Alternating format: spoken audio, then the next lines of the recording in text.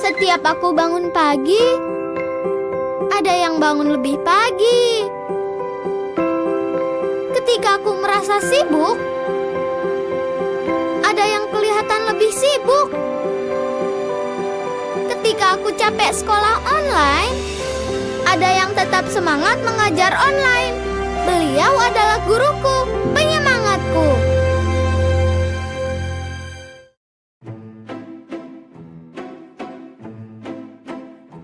Bagaimana tanaman bisa tumbuh dari batang? Kenapa ada anggrek di atas tanaman lain? Bagaimana sampah terurai? Banyak sekali misteri yang ingin saya pecahkan di sini. Tentunya dengan murid-murid terkasih. Saya Rinawati, guru SMP Negeri 1 Keranggan, Kabupaten Temanggung, Jawa Tengah. Saya memiliki keinginan besar sebuah perubahan. Sebelum pandemi, saya selalu mengadakan program outbound. Kita ke pusat pengolahan sampah dan lain sebagainya. Namun, semenjak pandemi, terpaksa kegiatan itu kita hentikan sementara. Bersyukurlah saya tergabung dalam PGP. Yang saya pelajari dari PGP adalah bahwa setiap anak memiliki metode belajarnya masing-masing. Ada yang belajar dengan mendengarkan, Fotosintesis.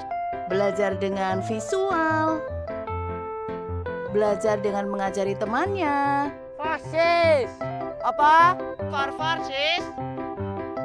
yang betul metamorfosis, dan belajar dengan Bu Guru, praktik. hari ini aku mempelajari tentang ayam. Katanya ayam betina itu. Loh, ayamku. Loh, ayamku.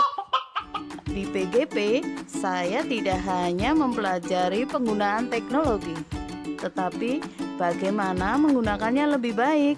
Setelah saya belajar diferensiasi, saya memberikan 3 pilihan tugas kepada murid saya. Dulu kalau saya meminta membuat video saja yang mengumpulkan sedikit. Namun ketika saya memberikan pilihan dalam bentuk video, Action. rekaman suara, Bu Guru, hari ini aku mempelajari tentang sawah. dan gambar, 95% siswa mengumpulkan. Pembelajaran menjadi 2 arah. Anak-anak jadi memiliki inisiatif untuk mempresentasikan tugasnya dengan kreatif. Kami pakai WhatsApp, Google Classroom, media dari PPT, atau YouTube. Secara tidak langsung, ini meliterasi kita dalam hal kebaruan. Saya juga mengkombinasikan dengan kunjungan ke rumah. Dan PGP membantu saya mengeksplorasi teknologi untuk mengarahkan siswa-siswa saya. Bahkan seringkali saya dikontak untuk memberikan sedikit pengalaman tentang metode pembelajaran teknologi. Bu Rina ajarin, Bu. Aku juga dong, Bu. Aku duluan dong, Bu.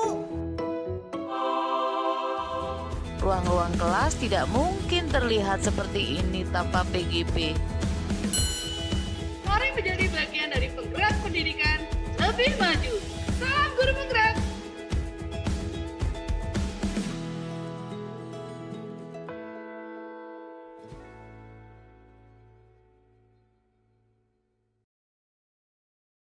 Tiba saatnya belajar tatap muka, terbatas dan juga aman. Atas izin orang tua kita bertemu lagi, ingatlah hari ini. Etika batuk bersin, cek suhu jangan lupa. Cuci tangan dahulu, jaga jarak selalu. Pakai maskermu. Kombinasi pembelajaran berkualitas yang aman juga nyaman bikin orang tua makin tenang.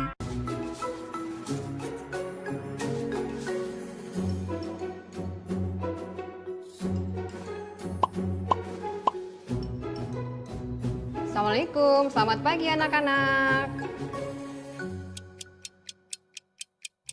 Nama saya Isnaini Sumiarsi. Saya guru SMP Negeri 6 Cilacap, Jawa Tengah.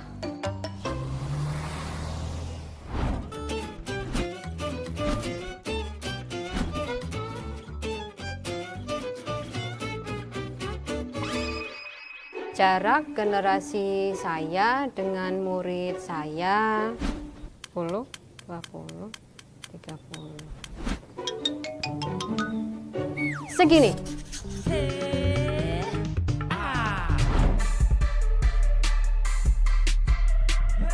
Gitu saya beberbelas, nggak dong joget TikTok terpesona. Sudah seperti beda dunia. Tatap muka saja seperti itu. Gimana dengan Zoom? Saya terus berpikir keras mencari tahu apa yang murid-muridku suka.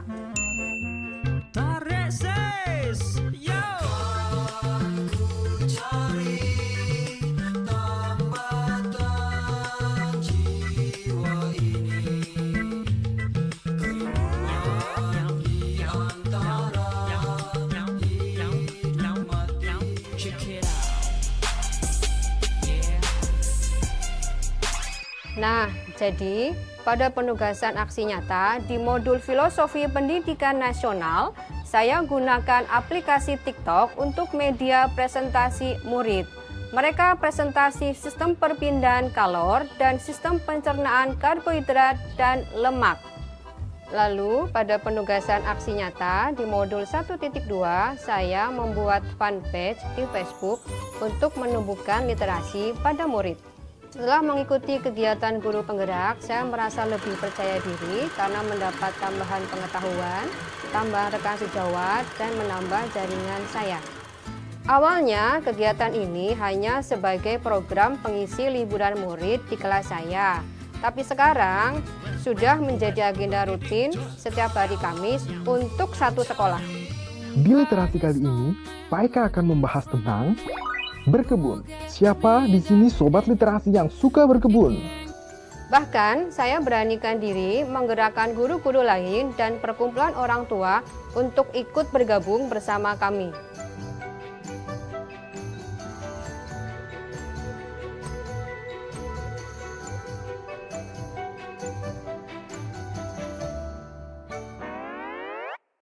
Prinsipnya, biarkan anak-anak menjadi dirinya sendiri, menikmati setiap waktu di usia mereka, walau belajar menjadi kewajiban mereka. Ya, biarkan mereka belajar dengan caranya sendiri. Biarkan mereka merdeka untuk belajar. Dan mungkin inilah saatnya kita, para guru dan orang tua yang jadi muridnya. Salam guru penggerak.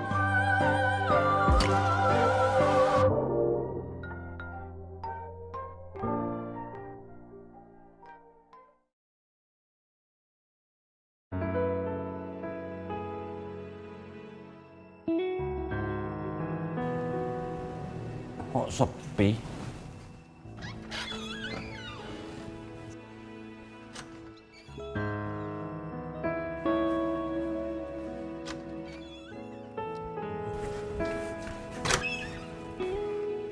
Apa hari ini libur? Hahaha, jangan panik Pak Kepala Sekolah. Berkat Pak Kepala Sekolah yang sudah mendorong Bapak dan Ibu guru kami ikut program Guru Penggerak, pembelajaran kami menjadi semakin menyenangkan dan bermakna. Kami jadi lebih kritis, mandiri, kreatif, dan kolaboratif. Rasanya lebih merdeka dalam belajar. Mari memajukan pendidikan Indonesia dengan menciptakan pembelajaran yang berpusat pada murid bersama program Guru Penggerak. Guru Penggerak, Indonesia Maju. Ini udah nyala belum? Kok nggak ada suaranya? Udah ya? Halo, selamat pagi semuanya. Loh, Kok jadi kucing? Waduh, piye iki? Tunggu bentar ya.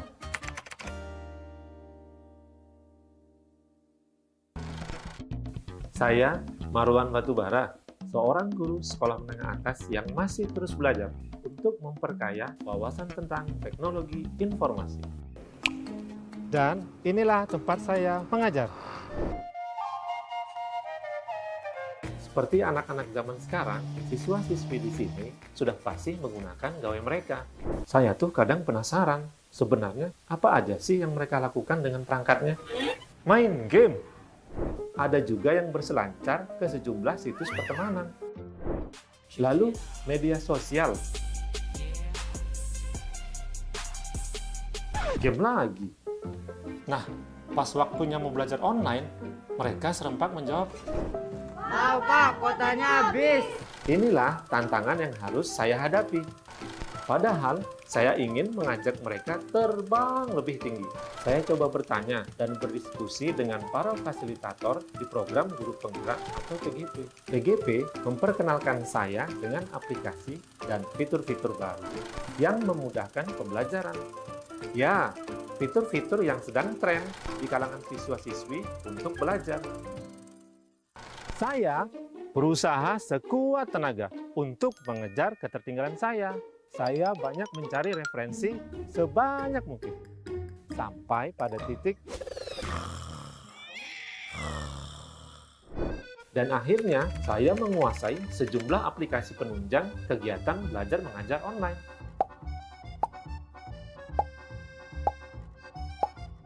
Wah, mak akan bosan belajar Ejo.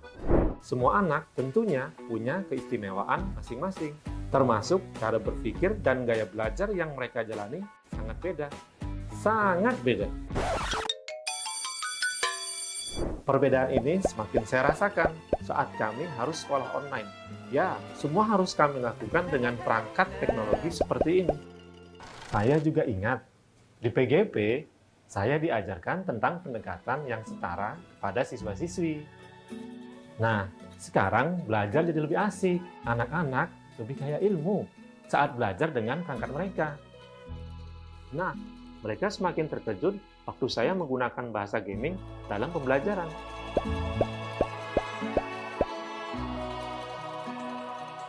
Tawar yang seperti ini sekarang selalu mewarnai belajar online kami.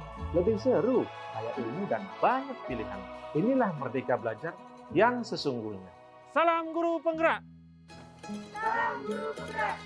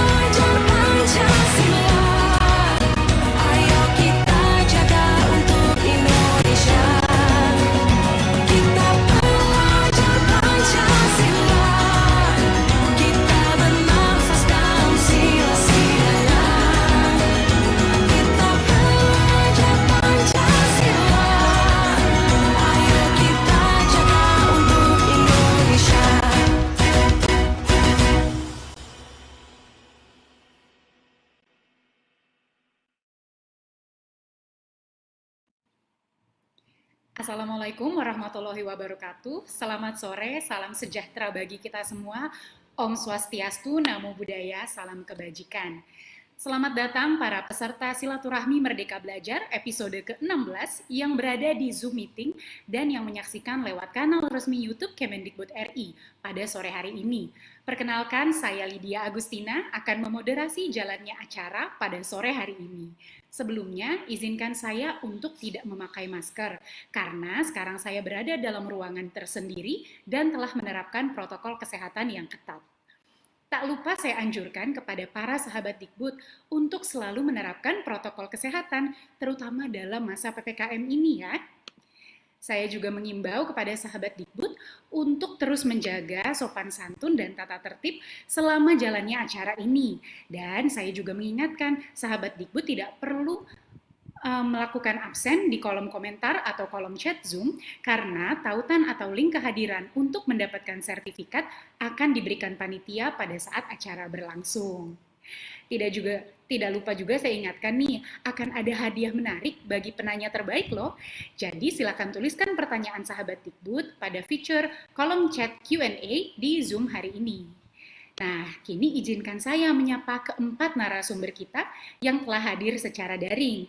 Selamat datang kepada Direktur Jenderal Guru dan Tenaga Kependidikan, Bapak Iwan Syahril. Selamat sore, Pak. Halo, selamat sore Mbak Lydia. Apa kabar? Sehat, Pak. Alhamdulillah.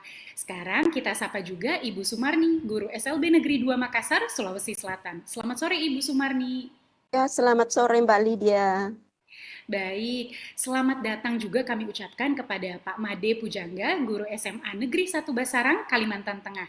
Selamat sore Pak Made. Selamat sore Mbak. Baik, dan terakhir nih, yang spesial juga dari SMB hari ini, selamat datang Ibu Anis Syaida Ulfa, Kepala SDIT Umul Quro, Kabupaten Bogor, Jawa Barat. Selamat sore Bu. Assalamualaikum, selamat sore untuk semuanya. Baik, sahabat Dikbud. Nah, sebelum memulai bincang kita sore hari ini, saya akan menjelaskan latar belakang tema Silaturahmi Merdeka Belajar episode ke-16 ini, yaitu temanya Bincang Inspiratif bersama Guru Inovatif. Nah, sahabat Dikbud, guna mewujudkan visi reformasi pendidikan Indonesia yang berfokus pada pengembangan hasil belajar siswa secara holistik, pemerintah lewat Kementerian Pendidikan, Kebudayaan, Riset dan Teknologi meluncurkan program sekolah penggerak dan guru penggerak. Selain kedua program tersebut, para guru juga bisa saling berbagi praktik baik melalui program Guru Berbagi. Nah, program Guru Berbagi ini mendukung para guru untuk bisa saling berbagi praktik baik dan tetap memberikan pembelajaran yang bermakna bagi pelajar Indonesia di tengah pandemi. Nah, untuk mengetahui lebih dalam praktik baik apa saja ya yang sudah dilakukan para guru dan seperti apa dampaknya bagi pendidikan Indonesia, langsung saja kita akan menyaksikan Silaturahmi Merdeka Belajar episode ke-16 yang akan mengajak sahabat Dikbud mendengarkan kisah inspiratif para guru inovatif. Yuk langsung saja kita berbincang dengan para narasumber kita. Pertama, saya akan bercakap-cakap dengan Pak Dirjen GTK, Bapak Iwan Syahril. Selamat sore Pak Iwan. Halo, selamat sore Mbak Lydia. Terima kasih Pak Iwan atas kehadirannya pada sore hari ini. Sekarang saya ingin bertanya nih Pak Iwan, banyak sahabat Dikbud yang juga penasaran. Pak Iwan, apa sih yang melatar belakangi lahirnya program Guru Berbagi? Boleh dijelaskan kepada sahabat Dikbud? Ya, program Guru Berbagi ini lahir dari tentunya kondisi pandemi pada waktu itu. Di awal pandemi ketika dideklarasikan oleh WHO ini bencana global atau global pandemi, kita kemudian itu bulan Maret ya, kira-kira awal atau minggu kedua bulan Maret, lalu di akhir bulan Maret itu kita kemudian meluncurkan Guru Berbagi ini. Guru Berbagi ini sebenarnya berangkat dari sebuah kesadaran tentang realitas Indonesia yang sangat kompleks. Tantangan di pandemi itu tidak sama di satu daerah dengan daerah lain. Jadi walaupun waktu itu kita mengeluarkan ada surat edaran, ada semacam panduan untuk sekolah dan lain sebagainya, kita melihat bahwa perlunya ada sebuah wadah, ada sebuah platform di mana guru-guru seluruh Indonesia bisa berbagi strategi, terutama tentang bagaimana pembelajarannya, RPP, artikel, video, bahkan juga aksi kolaborasi, sehingga ini ada di semua jenjang dan ada di semua mapel. Jadi dari PAUD, SD, SMP sampai sekolah menengah, dan juga semua mapel ada di situ, sehingga guru-guru Indonesia bisa kemudian saling belajar satu sama lain. Dan ini ternyata sambutannya luar biasa. Saya terus terang kaget sekali.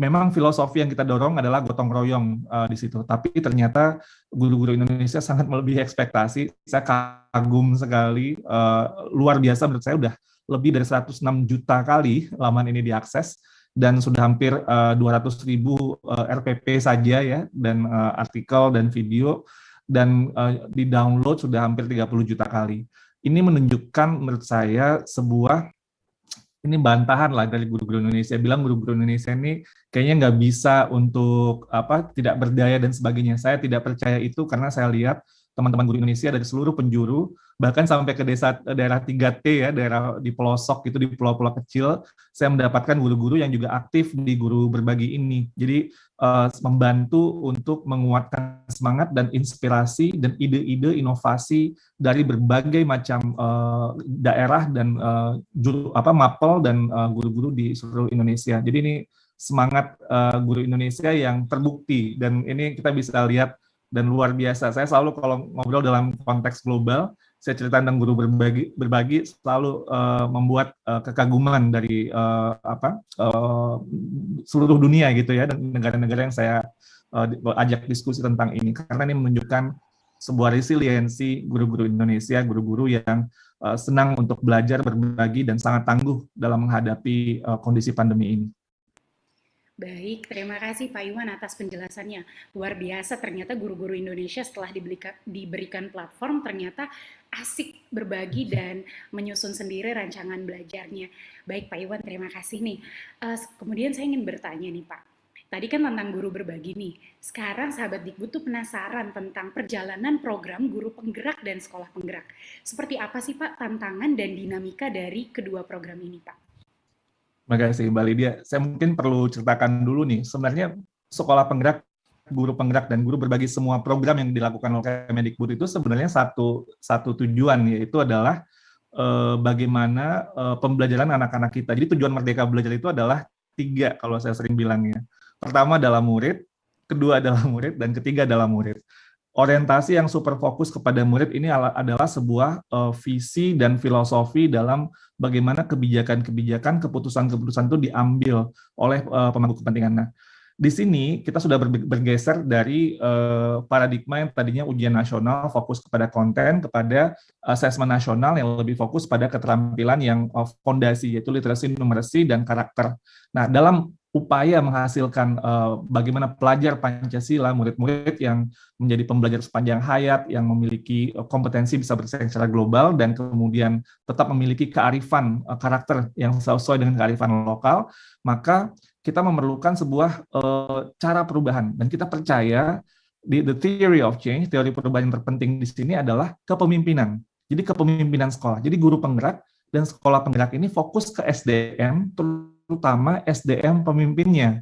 Jadi ini adalah pelatihan kepemimpinan untuk kepala sekolah dan pengawas sekolah yang insya Allah tahun depan nih kita akan terus intensifkan, akan menjadi semakin baik lagi. Kenapa kepemimpinan? Karena kalau dulu guru udah dilatih, balik ke sekolah, lalu kepala sekolahnya nggak ngerti, atau pengawas sekolahnya juga malah membuat batasan-batasan yang malah membelenggu gitu ya. Padahal gurunya ini sudah terinspirasi, tercerahkan, tidak bisa melakukan inovasi. Nah, kalau kita investasi di kepemimpinannya, maka pemimpin-pemimpin ini menjadi agen-agen perubahan, dan paradigma kepemimpinan kita sudah berubah.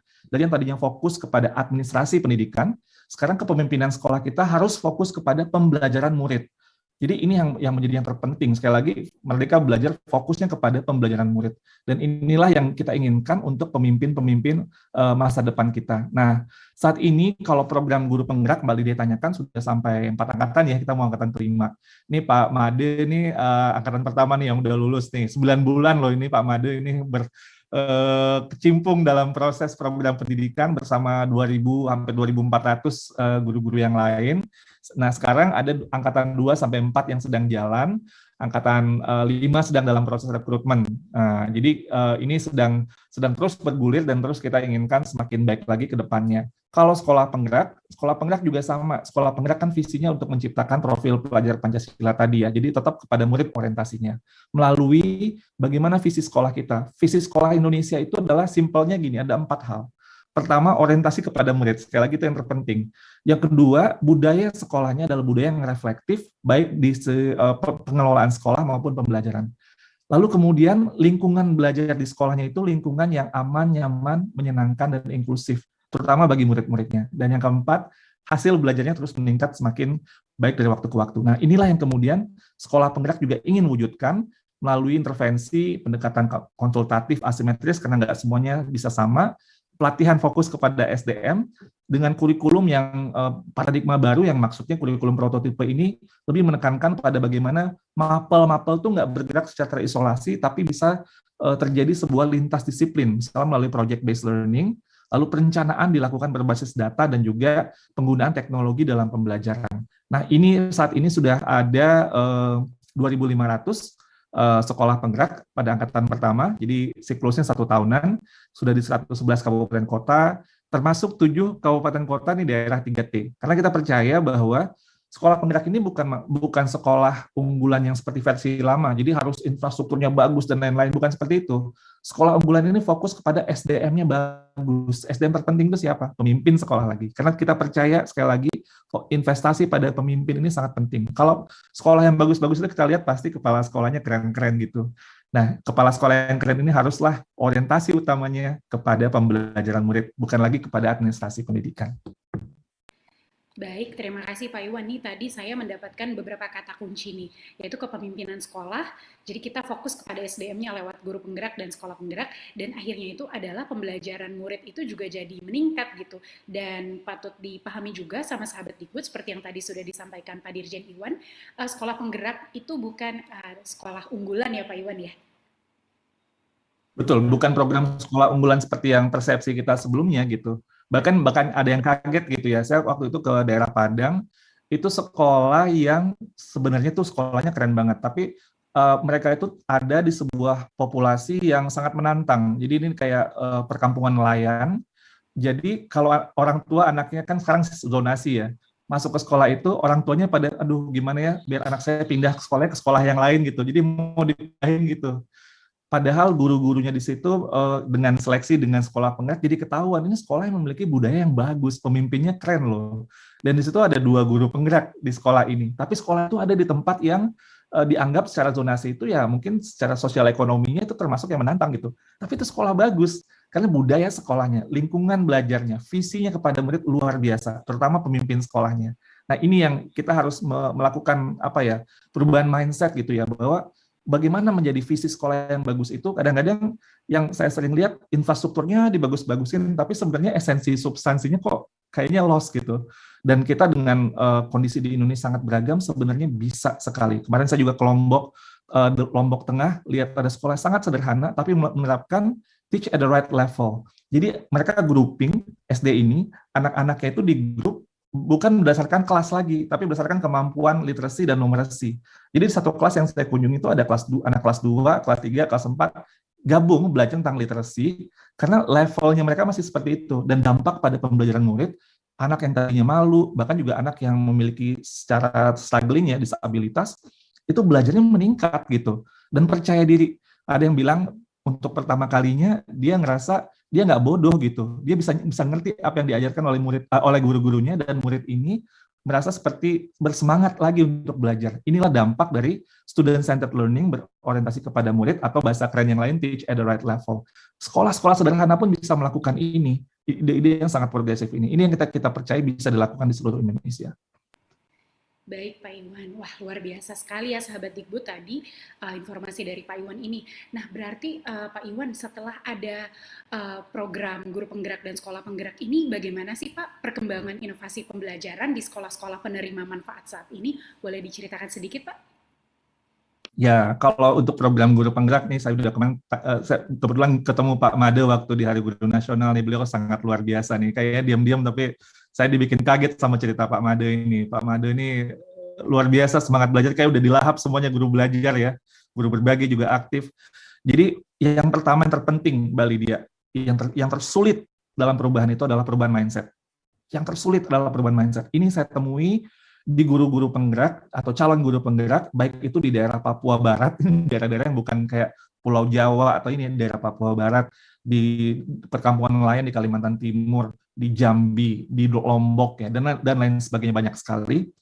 Mereka itu gini, ciri guru penggerak kalau ditanya sama saya, yang dari saya temui di lapangannya. Pertama, mereka problem solver. Ketika ada masalah, mereka tuh banyak sekali masalahnya. Tidak mudah dalam proses baik seleksi maupun proses pendidikan guru penggerak. Ketika ada masalah, mereka tidak berhenti pada perasaan tidak berdaya dan keluh kesah. Mereka kemudian mencari solusi. Jadi kalau mereka menceritakan pengalaman atau masalah, pasti ada lanjutannya mereka melakukan apa gitu. Jadi problem solving mindset-nya gitu. Apapun kondisi mereka, dimanapun mereka berada. Terus yang kedua, mereka melakukan problem solving itu dengan kolaboratif. Jadi ada nggak merasa sendirian gitu, bisa sama temannya saling membantu. Jadi kultur komunitas itu sangat terbangun, dan kultur bergabung atau dengan komunitas itu guyup atau egaliter. Jadi yang pangkatnya atau usianya bahkan juga jenjang, bisa ada guru TK sama guru SD, SMP, bahkan sama SMA gabung belajar bareng-bareng, itu jarang terjadi dalam proses pendidikan di Indonesia, tapi terjadi di guru penggerak. Ini bukan hanya di daerah tertentu, di Papua Barat saya nemuin seperti itu. Mereka ngerasa seneng gitu, mereka ngerasa bahwa guru SMA bisa belajar dari guru SMP, bahkan dengan guru TK dan lain sebagainya. Jadi ada sense of egaliter. Orientasi kepada murid, wah itu saya nggak usah ini lagi deh. Itu kayak kalau ketemu guru penggerak, kalau mereka bercerita orientasi pada murid itu sangat emosional sekali gitu, dan itu mengharukan banget lah cerita-ceritanya. Dan kemudian mereka belajar nggak berhenti-berhenti seperti Pak Made ini, udah banyak sekali tugas di guru penggerak, masih nambah-nambah terus gitu. Bahkan katanya udah selesai 9 bulan pengen nambah lagi. Kita bingung, waktu awal mau 9 bulan kayaknya lama banget belajar di guru penggerak, udah mau habis 9 bulan kayaknya terlalu sebentar gitu. Saya jadi bingung. Tapi itulah semangat belajarnya, dan mereka itu nambah-nambah kerjaan tanpa sebenarnya mereka dapat penilaian atau apa gitu. Jadi misalnya di sekolah mereka pikir, aduh saya harus melakukan ini, atau mereka melakukan kolaborasi dengan sekolah sebelahnya untuk melakukan sebuah pelatihan atau kegiatan.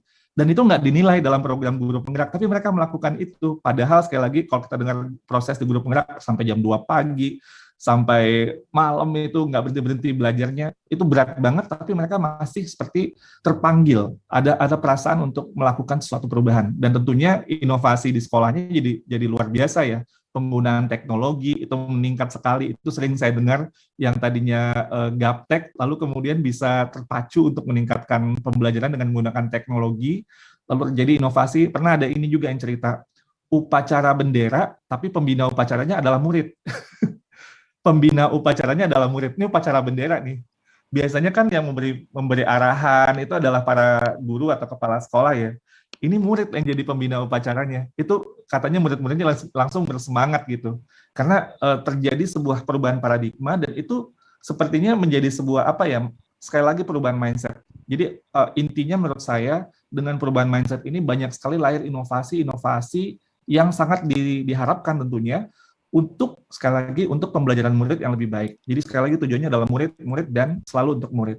Dan untuk sekolah penggerak saat ini ya, karena ini masih angkatan pertama, ini banyak sekali kita lihat konsolidasi kolaborasi antara daerah, pemerintahan daerah dengan pelatih ahli, dengan kepala sekolah. Nanti ini mungkin Ibu Kepala Sekolah Bu Anis bisa cerita ya nanti perjalanannya, bagaimana menciptakan kurikulum yang sesuai dengan kemampuan siswa. Ini proses sedang terus berlangsung. Mudah-mudahan ini semakin terus menguat, dan it's about the community. Itu bukan individu yang hebat-hebat satu-satu, itu komunitas. Kita udah punya kultur gotong royong, itu yang kita manfaatkan dalam transformasi di Merdeka Belajar, khususnya di guru dan juga di sekolah. Baik, terima kasih Pak Iwan. Wah, luar biasa banget ya, sahabat Dikbud, ternyata antusiasme para peserta dalam menghadirkan inovasi belajar mengajar di guru penggerak dan sekarang di sekolah penggerak itu luar biasa sekali. Nah, sekarang saya akan berbincang nih dengan Ibu Sumarni, guru SLB Negeri 2 Makassar, Sulawesi Selatan. Halo Bu Marni, selamat sore. Ya, selamat sore Mbak Lydia. Selamat sore Ibu, sehat ya Bu ya? Sehat, alhamdulillah. Alhamdulillah. Baik Bu Sumarni, saya ingin bertanya nih Bu, bagi sahabat Dikbud yang mendengarkan, boleh dibagikan kepada sahabat Dikbud nih Bu Marni, Ibu Ya. membuat rencana pelaksanaan pembelajaran yang memudahkan para siswa berkebutuhan khusus, siswa SLB, mengetahui kelengkapan kendaraan bermotor.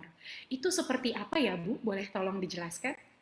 Baik, Mbak Lydia, terima kasih atas kesempatan yang diberikan kepada saya. Berawal dari RPP ini karena masa pandemi, saya berpikir bahwa bagaimana saya melaksanakan pembelajaran dengan baik. Nah, dalam keadaan pandemi ini, bagaimana tujuan pembelajaran saya dapat tercapai? Karena artinya kita melaksanakan pembelajaran aktivitas di rumah. Jadi dalam hal itu saya membuat rencana pembelajaran,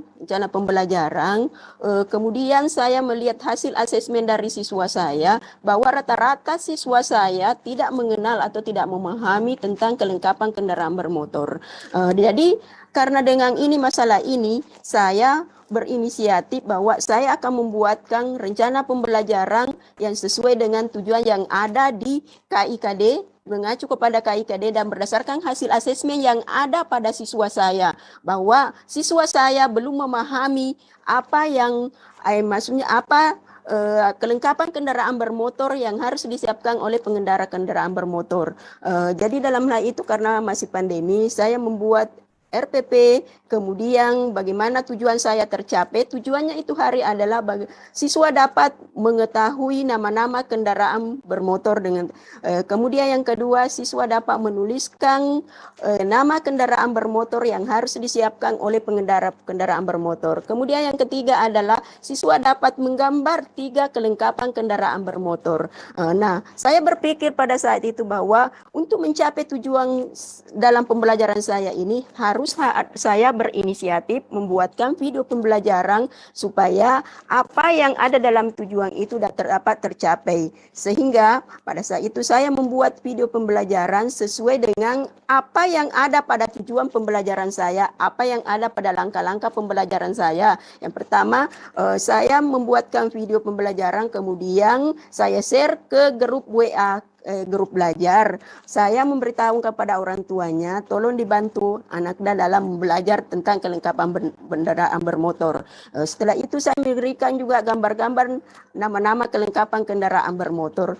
Dalam hal itu siswa saya dapat termotivasi untuk belajar, senang belajar, sehingga saya berpikir bahwa dengan video pembelajaran yang saya buat ini, siswa saya dapat mengetahui apa yang ada pada tujuan saya. Pada saat itu saya mengajarkan tentang tema 6, keselamatan di perjalanan, dan subtemanya adalah kelengkapan kendaraan bermotor. Sehingga pada tujuan itu saya terpacu untuk bagaimana siswa saya dapat mengetahui, dapat memahami apa yang ada pada tujuan saya, yakni tujuan utamanya mengetahui nama kelengkapan kendaraan bermotor yang ada pada tema 6. Sehingga saya pada saat itu melaksanakan pembelajaran dari melalui video call. Saya bertanya kepada siswa saya bahwa misalnya saya pegang gambar, bahwa ini gambar apa? Terus anak-anak menjawab, oh itu helm, semangat anak-anak itu mengambil helmnya,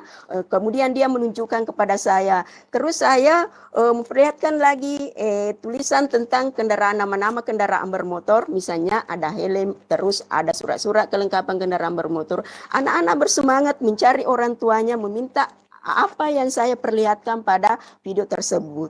Selanjutnya, baik Ibu Sumarni, ini terima kasih Bu Sumarni udah berbagi sama kita. Luar biasa sekali ya sahabat Dikbud. Bu, kalau boleh dikasih tahu sama kita nih ya, Bu Sumarni mendapatkan ide seperti ini tuh dari mana sih Bu? Terus responnya para siswa Ibu itu seperti apa terhadap metode yang Ibu pakai seperti ini nih? Responnya mereka seperti apa sih Bu? Boleh dijelaskan mungkin?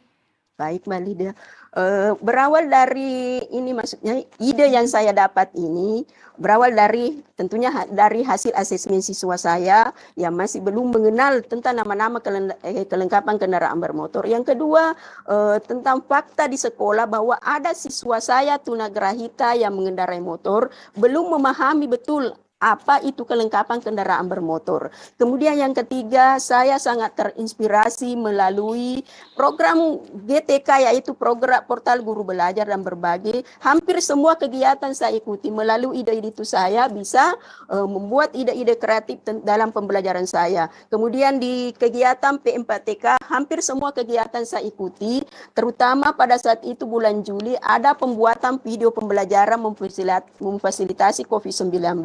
Di situ saya terinspirasi, di situ saya belajar, dikasih pelajaran bagaimana membuat video pembelajaran dengan murid-murid saya pada saat ini pandemi. Disitulah saya terinspirasi. Yang keempat itu saya terinspirasi karena adanya literasi dan numerasi. Banyak membaca tentang hal-hal yang berkaitan dengan pembelajaran di sekolah. Karena dengan melalui literasi dan numerasi, kita sebagai guru dapat meningkatkan wawasan dalam mempraktikkan hal-hal baik di sekolah. Wah, luar biasa sekali nih Bu Sumarni. Ini ternyata adalah seorang guru yang kalau bahasa keren sekarang ya, sahabat Dikbud, itu membuat kebijakan berbasis bukti, evidence based gitu ya. Jadi Ibu Sumarni melihat langsung kebutuhan para muridnya, dan kemudian Ibu Sumarni memanfaatkan berbagai platform yang sudah ditawarkan oleh Kemendikbudristek seperti tadi platform guru belajar, guru berbagi. Jadi Bu Sumarni bisa ambil bahan-bahan dari situ dan bisa berbagi sama guru-guru lainnya.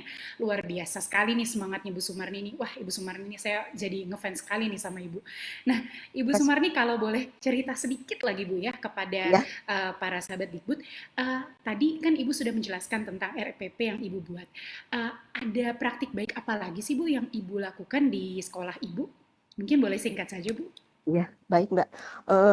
Kalau praktik yang saya lakukan di sekolah itu tentunya berawal dari masalah yang saya hadapi di sekolah. Misalnya ada siswa saya sama sekali tidak bisa berkomunikasi. Pokoknya kalau ditanya hanya melongo, hanya membisu, tatapan mata kosong. Dalam hal ini saya berpikir bagaimana siswa saya bisa mengucapkan kata-kata walaupun sederhana, walaupun matunya sepatah kata, tapi bisa dia mengeluarkan suaranya. Dalam hal ini saya mencoba membuat media pembelajaran, yaitu media ulat kata. Di situ ada gambar dan ada kata-kata yang sesuai gambar itu. Akhirnya saya lihat anak ini senang, karena senang melihat gambar. Akhirnya saya pasang media pembelajaran itu tentang media ulat kata. Satu persatu misalnya kata saya tempel sesuai gambarnya, saya suruh mengambil misalnya gambar ayam. Terus dia ambil gambar ayam dengan senang sekali menempelkan. Terus saya merespon lagi. Saya mengambil misalnya huruf A, karena misalnya ayam dimulai dari huruf A. Saya mengambil huruf A. Terus saya melatih komunikasinya dengan misalnya saya memberi contoh A. Terus anak itu sangat termotivasi untuk mengikuti apa yang saya ucapkan. Dan respons murid saya sangat senang, sangat gembira. Apalagi kalau misalnya itu pembelajaran tentang kelengkapan bermotor. Dia kalau saya tanya melalui video call, pertama langsung ambil helm, memakai helm. Terus dia pakai jaket. Saking senangnya tentang pembelajaran yang saya berikan mengenai video pembelajaran kelengkapan kendaraan bermotor. Luar biasa, berarti menarik Bu pembelajarannya karena siswanya bersemangat. Terima kasih Bu Marni atas penjelasannya. Ya, wah sahabat Dikbud mencerahkan sekali ya. Tadi kita sudah mendengar penjelasan dari dua narasumber kita. Nah, saya ingin kembali mengingatkan untuk sahabat Dikbud yang ingin bertanya, silahkan tuliskan pertanyaannya di kolom Q&A pada Zoom meeting kita. Dan sebelum saya melanjutkan diskusi sore ini, mari kita simak dulu video jeda berikut ini. Jangan kemana-mana, Silaturahmi Merdeka Belajar akan segera kembali.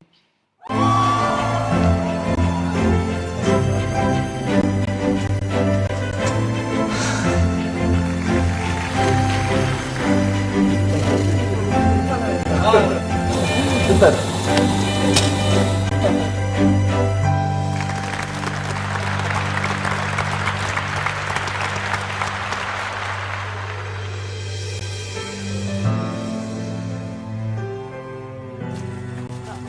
Bagus kakak, ya menyelesaikan bagus. Silakan, bagus sekali. Berarti kalau Indokas Makassar, Silakan Safa. bukannya minta saya menjadi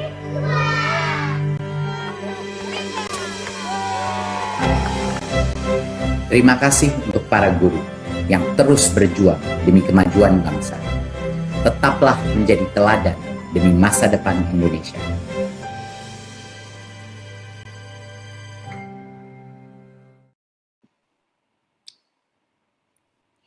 Baik, selamat datang kembali sahabat Dikbud pada Silaturahmi Merdeka Belajar episode ke-16.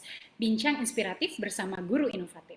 Baik, sekarang kita lanjutkan perbincangan kita yuk dengan Pak Made Pujangga, guru dari SMA Negeri 1 Basarang, Kalimantan Tengah. Selamat sore Pak Made. Selamat sore Mbak Lydia. Baik, apa kabar Pak hari ini? Oke, sangat baik, sehat-sehat selalu gitu ya. Salam sehat Mbak Lydia. Salam sehat Pak, rompinya keren sekali Pak. Baik, Bapak boleh dibagikan nih kepada para sahabat Dikbud yang sedang menyaksikan sore ini.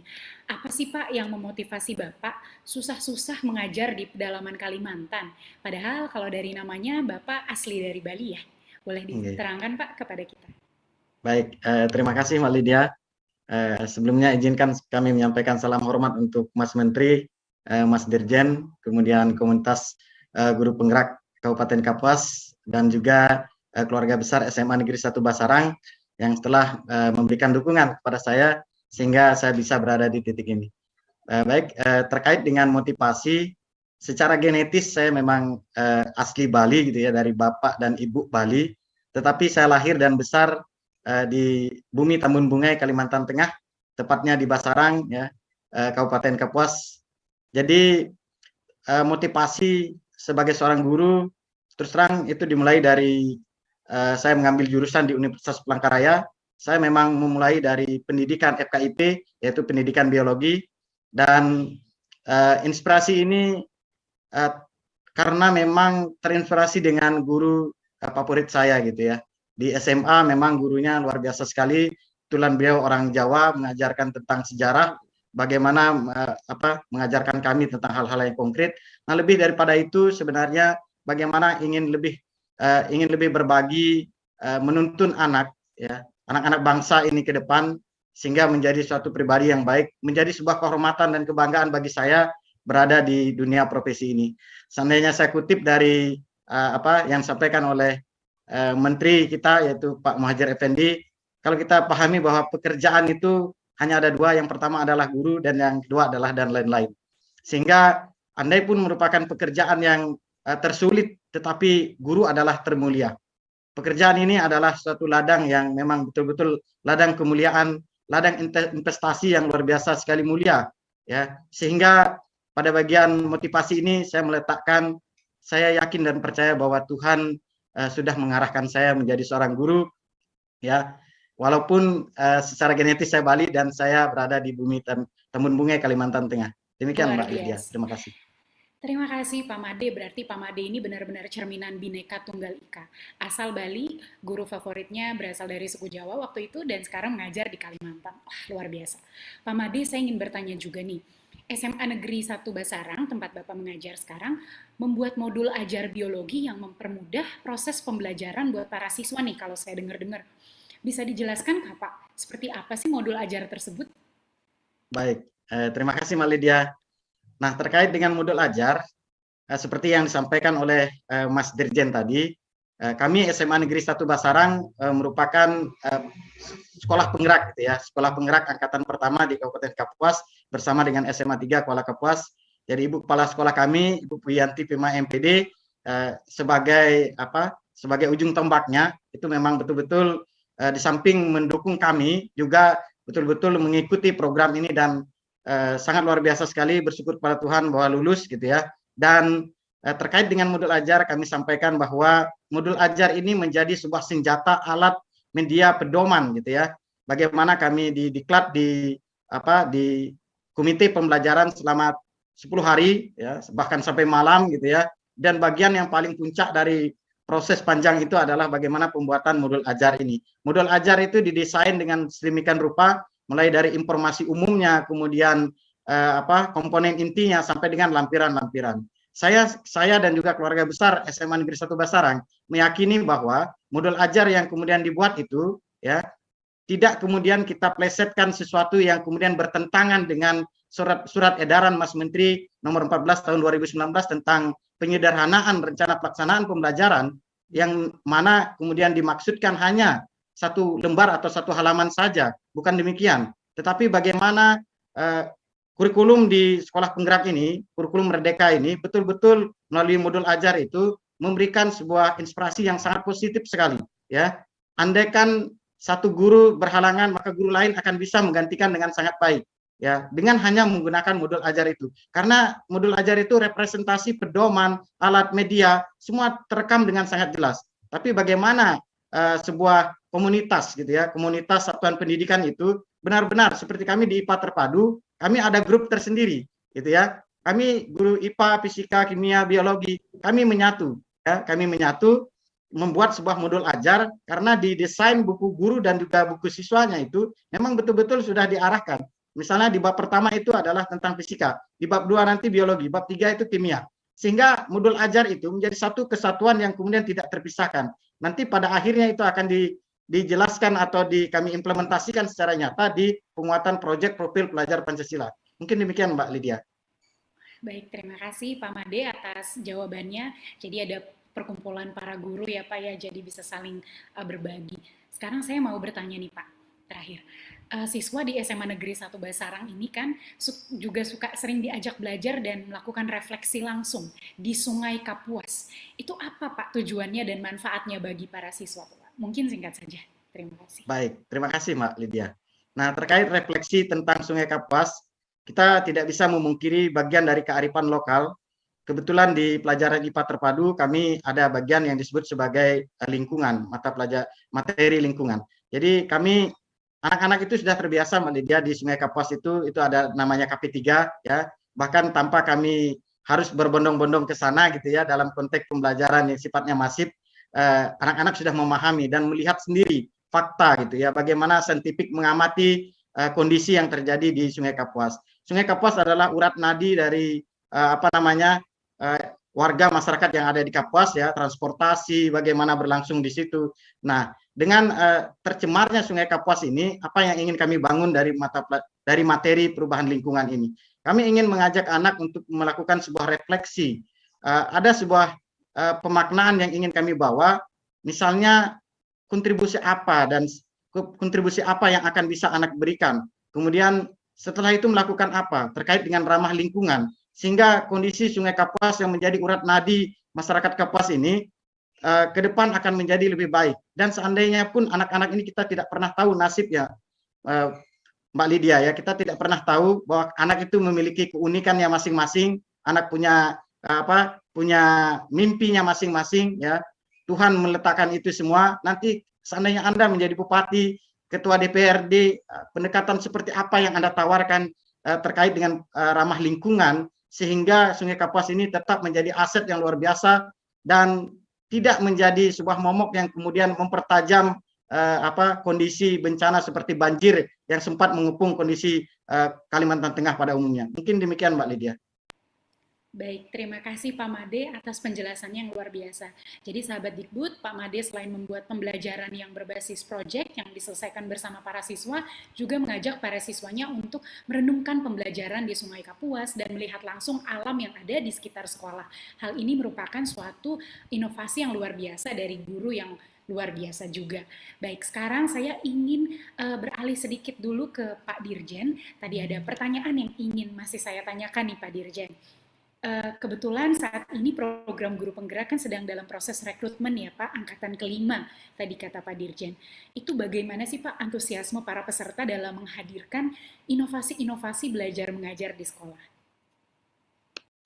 Baik, kalau angkatan kelima ini kan sedang dalam proses rekrutmen ya Mbak Lydia. Jadi kalau dilihat dari segi antusiasme pendaftaran, angkatan kelima ini sudah dibuka pendaftaran dari tanggal 4 Oktober sampai 5 November. Targetnya ini kita ada menerima sampai 8.000 calon guru penggerak di 166 kabupaten kota sasaran. Kalau dilihat antusiasmenya ini sangat luar biasa Mbak Lydia. Saya bisa bilang ada sekitar 105.000. 105.000. Bayangkan itu luar biasa itu jumlahnya ya. Ya banyak sekali tuh Pak. Ini Pak Made adik-adiknya banyak nih, adik angkatannya nih. 105.000 yang daftar, tapi yang nanti yang kita terimanya 8.000. Jadi ini luar biasa soal kompetitifnya. Dan juga ada pendamping jadi yang jadi kayak mentornya gitu juga ada 11.000. Dan ini merupakan loncatan yang luar biasa. Kalau sebelumnya itu di angkatan 4 tuh 42.000. Jadi lompatan dari 42.000 ke 105.000 ini betul-betul luar biasa sekali. Dan kita juga untuk angkatan kelima, kita sepertinya sekolah penggerak kita juga ada untuk daerah khusus. Jadi untuk daerah khusus, untuk daerah 3T kita buka pendaftaran. Nah ini skemanya agak berbeda. Kalau mereka karena dengan keterbatasan infrastruktur, maka dia langsung mendaftar di situ ya. Jadi ini akan sedang berlangsung prosesnya untuk daerah khusus. Jadi akan nambah lagi nih jumlahnya. Tapi antusiasmenya sudah sangat terlihat dan mudah-mudahan semua proses berjalan dengan baik dan lancar. Kalau tahap pertama kan itu seleksinya lebih administratif. Nanti di tahap kedua itu nanti ada simulasi mengajar dan wawancara. Nah disinilah nanti kita ngelihat nih gimana inovasi-inovasi kegiatan belajar mengajar yang akan didemonstrasikan oleh calon-calon calon peserta untuk guru penggerak atau program pendidikan guru penggerak. Jadi mudah-mudahan kita terus untuk melihat mendapatkan ini kan untuk program kepemimpinan ya. Jadi betul-betul pemimpin sekolah nantinya. Jadi ini program untuk kepala sekolah, untuk pengawas sekolah yang memahami. Jadi pertama mereka paham bagaimana pembelajaran yang berorientasi pada murid, mereka tahu gimana melakukannya, mereka bisa jadi teladan buat guru yang lain, mereka bisa jadi coach atau mentor buat guru-guru yang lain. Jadi kalau kita bayangkan, kalau nanti kepala-kepala sekolah kita dan pengawas sekolah memahami pembelajaran yang berbasis kepada murid ini, maka peningkatan kompetensi guru itu pertama dan terutama terjadi di sekolah. Karena yang jadi leaders of learning-nya adalah si kepala sekolah. Jadi masalah belajar ini ada masalah belajar. Nggak nunggu workshop atau lokakarya bulan depan atau semester depan ketika ada anggarannya, tapi bisa dilakukan langsung di komunitas yang tadi, seperti yang Pak Made sampaikan tadi, itu ada komunitasnya saling berbagi dan kemudian mereka membahas masalah apa yang dihadapi sehingga masalah itu bisa langsung diselesaikan pada waktu itu dan sangat relevan sesuai dengan konteks yang ada di sekolahnya. Kadang-kadang kalau pelatihan-pelatihan di luar sekolah itu kan konteksnya masih sangat abstrak. Jadi belum tentu itu betul-betul relevan dan yang paling dibutuhkan oleh guru-guru atau kepala sekolah di sekolahnya. Tapi kalau sudah kepala sekolahnya memimpin sebuah komunitas belajar di sekolahnya, ya masalah-masalah yang diangkat ya masalah yang betul-betul relevan dan perlu diselesaikan di sekolahnya.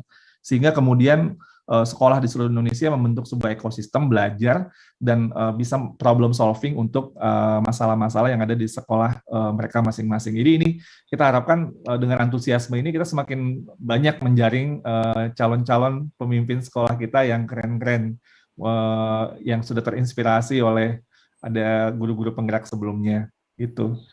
Dan by the way, saya juga mau bilang Bu Sumarni ini keren banget. Saya tadi begitu Bu Sumarni cerita ya, kebahagiaan Ibu itu terlihat sekali ketika bercerita tentang anak-anak muridnya gitu. Jadi anak muridnya itu betul bahagia dan senang, dan itulah sebenarnya esensi dari menjadi guru itu adalah untuk murid. Jadi Bu Sumarni ini sebenarnya udah nggak tahu Bu kapan apa belum buat ikut guru penggerak, tapi saya udah melihat Ibu nih udah memiliki ciri-ciri nih untuk filosofinya sangat dalam, dan mudah-mudahan terus menjadi inspirasi kita semua seperti guru-guru yang sudah ikut program guru penggerak dan yang lainnya di kepala sekolah gitu ya, di sekolah penggerak, dan banyak sekali. Sekarang belajar buat guru-guru dengan guru belajar dan berbagi bukan lagi masalah kesempatan, kita bisa dapat di mana saja, tinggal kemauan. Siapa yang mau, dia bisa mendapatkannya dan gratis dan bisa di kapan saja gitu. Mau belajar modul apa juga, ayo gitu. Yang penting kemauannya. Dan ini kita buka kesempatan seluas-luasnya. Baik. Wah, luar biasa sekali nih Pak Dirjen. Terima kasih atas penjelasan dari Pak Dirjen. Jadi selain proses kepemimpinan para guru yang juga diolah, para guru tuh sebetulnya juga bisa bersahabat dengan satu sama lain ya Pak, dalam menyelesaikan masalah yang relevan terjadi dalam sekolah mereka. Jadi pelatihan ini sangat berguna karena bisa langsung menyelesaikan masalah yang ada. Jadi kalau saya lihat-lihat bukan hanya semangatnya, bukan hanya gadgetnya atau gawainya ya Pak yang canggih, tapi semangatnya juga harus canggih seperti Bu Sumarni tadi ya Pak. Betul. Bu Sumarni, Pak Made, dan Bu Anis itu. Baik, terima kasih Pak Dirjen. Baik, sahabat Dikbud, sekarang setelah mendengarkan dari Pak Made dan Pak Dirjen, kita akan berbincang dengan Ibu Ani Syaidah Ulfah.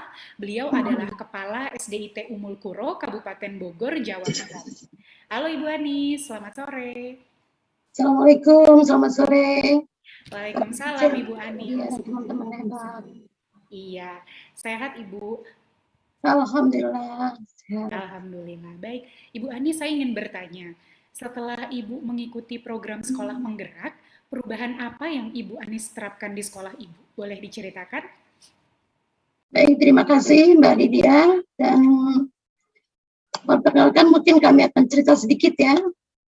Awalnya saya sebagai kepala sekolah ragu-ragu gitu ya, mencoba masuk ke program sekolah penggerak ini. Gitu. Tapi melihat prosesnya itu sangat transparan dan memang lebih autentik apa yang kita miliki yang dinilai gitu ya, tidak melalui regulasi yang berbelit-belit. Oke, Bismillah saya coba dan alhamdulillah bisa mendapatkan kesempatan di tahap 1 ini. Justru setelah kami mengikuti sekolah penggerak ini, saya merasa punya navigasi ya, sebagai masinis atau ibaratnya masinis sekolah saya gitu ya, membawa gerbong guru-guru kami, siswa kami gitu, lebih terarah apa yang harus kami lakukan ke depan, yang membuat kami lebih tenang lagi dengan program PSBB ini. Ternyata sangat peduli dengan pendidikan karakter gitu. Bagi kami sekolah Islam terpadu ya, kami mencoba memadukan kurikulum agama dan kurikulum umum dalam jaringan kurikulum yang tidak terpisahkan. Terus ada namanya proyek Pancasila yang agamis, religius tadi, tapi juga mengenalkan tentang kearifan, budaya lokal, kreativitas dan terusnya. Kok ini yang kita cari gitu ya. Ini rumah kami yang kami dapatkan saat kami mengikuti program yang ada. Kemudian saat kami mengikuti program penggerak ini juga, kami merasa memiliki kesempatan untuk bisa menginovasi desain pembelajaran kami lebih memenuhi kebutuhan anak kami dan juga kebutuhan sekolah kami. Dan yang paling bersyukur, sekolah swasta juga ternyata dapat perhatian ya, makasih Pak Dirjen ya, yang mendapatkan kesempatan juga untuk bisa memajukan pendidikan Indonesia. Wah, luar biasa. Ibu Anis ini adalah kepala sekolah yang sangat luar biasa ya. Jadi sebagai seorang masinis, beliau malah merasa tenang dengan kehadiran sekolah penggerak. Jadi saya tadi suka banget sama kata-kata Bu Anis, it's okay, bismillah, saya coba. Dan ternyata berhasil, luar biasa. Baik Bu Anis, sekarang saya mau bertanya Bu, bagaimana caranya menghadirkan pembelajaran yang bermakna yang juga sesuai dengan kebutuhan siswa Ibu di sekolah? Mungkin dengan paradigma baru Merdeka Belajar nih Mbak Lydia ya. Tadi kami sampaikan ini kesempatan kami berinovasi. Gitu. Dan dari nama sekolah terpadu itu kami jadikan pendekatan pembelajaran. Yaitu T-nya adalah telaah, E-nya eksplorasi, R-nya rumuskan, kemudian P presentasikan, ya. A aplikasikan, kemudian kami sebagai sekolah Islam membawa 2 misi, yaitu duniawi dan ukhrawinya, sebagai internalisasi nilai agama di dalam seluruh akademis atau pengetahuan yang mereka dapatkan. Dan kami mencoba mendesain pembelajaran anak-anak itu dengan kemauan mereka untuk memperkaya literasi mereka, telaah dulu. Apa yang ada pada diri mereka. Contoh IPA misalnya kami ambil dari sebuah pelajaran yang sudah kami gulirkan di sekolah, gitu ya. Dengan pendekatan terpadu ini, telaahnya nggak usah jauh-jauh dari yang lain. Kalau tentang kerangka, coba pegang kepala kalian. Pundak kalian ada apa? Oh ternyata ada tulang, ada sendi, gitu ya. Baru kemudian eksplorasinya, coba cari literasi. Cari sumber-sumber belajar yang lain. Tidak hanya buku, tapi boleh kalian video, boleh kalian cari gambar, atau bahkan gurunya membantu dengan membuat PPT, begitu ya. Kemudian mereka Rumuskan, baru silakan. Buat peta konsep apa yang kamu dapatkan hari ini, nak, tentang rangka, gitu ya, tentang sendi, manfaatnya dan seterusnya. Terus mereka disuruh mempresentasikan dengan berkelompok tadi ya, dengan kebiasaan gotong royong ya, bisa juga dengan pendekatan IT mereka mampu misalnya menampilkan PPT gitu ya, dan aplikasinya itu siswa disuruh bikin project PBL ya, project based learning tadi. Oh, ada yang saya gambar, saya boleh guru saya boleh gambar, boleh. Mereka pilih kerangka dari kertas karton yang tidak susah mencarinya. Ada gambar kepala, terus diikat dengan benang, ada kaki gitu ya. Itu perlengkapan mereka sediakan sendiri. Atau Bu guru saya boleh bikin kartun enggak gitu tentang kerangka, boleh gitu ya. Mungkin mimpinya nanti kalau udah menuju digital sekolah, anak bisa bikin coding gitu ya, bikin robot gitu ya, atau bikin sesuatu yang bisa bergerak secara audiovisual yang mereka ciptakan tuh, itu mimpi kami nanti mudah-mudahan bisa terwujud ya. Anak-anak kita lebih maju lagi dan lebih aplikatif. Dan duniawinya, nah kita punya rangka, kita punya tulang, pelihara, yuk kita olahraga. Jadwalkan olahraganya berapa hari sehari. Kapan? Olahraganya apa yang kamu pilih? Supaya sendi kita bergerak. Ukrawinya, yuk nak kita bersyukur. Terus puasa kita harus bersyukur dengan sendi-sendi kita, dengan sholat duhanya, menjaga kesehatannya begitu. Jadi bahkan kami mohon izin, kami sudah menyusun sebuah buku ya, yang berbasis terpadu ini dengan disusun oleh guru-guru sendiri. Jadi guru-guru lebih aplikatif, apa yang mereka pikirkan, mereka tuangkan, tapi jangan merupakan referensi dari yang lain gitu. Mungkin itu ya Bu Lydia yang bisa kami ceritakan, bahwa kami mencoba bergerak apa kebutuhan siswa dan bagaimana mereka enjoy dalam belajar, tapi juga teraplikasikan dalam kehidupan mereka sehari-hari. Demikian. Baik, terima kasih Ibu Anis atas penjelasannya yang sangat amat menarik. Bu Anis, sekarang saya juga mau bertanya Bu, tadi kan Ibu sudah cerita tentang para guru yang gotong royong menyusun buku malah. Nah, bagaimana sih Bu kurikulum prototipe yang sekarang lagi diuji cobakan di sekolah Ibu? Kurikulum ini bagaimana cara membantu guru-guru dan murid di sekolah menghasilkan pembelajaran yang bermakna? Kita mencoba memberanikan diri nih Mbak ya, dengan Merdeka Belajar ini. Memang harus berani mencoba, baru walaupun salah itu urusan nanti lah gitu ya. Salah satunya adalah kami belajar mencoba untuk menganalisis materi-materi esensi dulu, atau yang memang berkelanjutan nanti mereka butuhkan di pendidikan berikutnya. Jadi anak SD harapannya sih jangan terlalu banyak ya materi-materi yang tidak aplikatif dalam kehidupan mereka gitu. Bahkan di PSP kan kita lebih kepada karakter yang kita kedepankan dengan profil pelajar Pancasila itu ya, anak kreatif, bisa kolaborasi, bisa mengenal Tuhannya gitu ya. Itu terwadai gitu, tidak hanya mikir hafalan kognitif. Anak telaah itu kami pikir kesempatan mereka mencari literasi, numerasi dan mereka belajar sepanjang hayat mereka untuk menemukan ilmu yang memang mereka harus mereka butuhkan. Bu guru hanya sebagai fasilitator harapannya. Itu paradigma yang kami bawa. Jadi ya entah nanti apakah hasil pemilahan kami materi esensi ini benar apa enggak, itu urusan nanti deh gitu ya. Tapi yang jelas anak kami harus punya jawaban apa yang mereka butuhkan. Begitu. Baik, terima kasih Bu Anis atas jawabannya yang luar biasa mencerahkan kita semua. Baik sahabat Dikbud, sebelum masuk sesi tanya jawab dengan para narasumber kita simak dulu yuk video jeda berikut ini. Jangan kemana-mana, silaturahmi Merdeka Belajar akan segera kembali. Sudah lama kita belajar dari rumah, tidak bertemu teman-teman semua.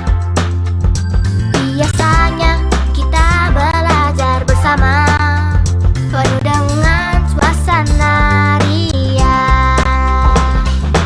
Kangen teman-teman semua yang selalu di hati.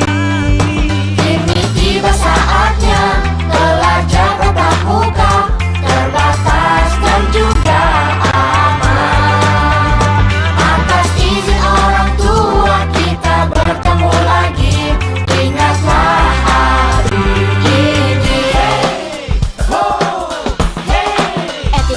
bersihin, cek suhu jangan lupa. Cuci tangan dahulu, jaga jarak selalu. Pakai maskermu. Kombinasi pembelajaran berkualitas yang aman juga nyaman bikin orang tua makin tenang.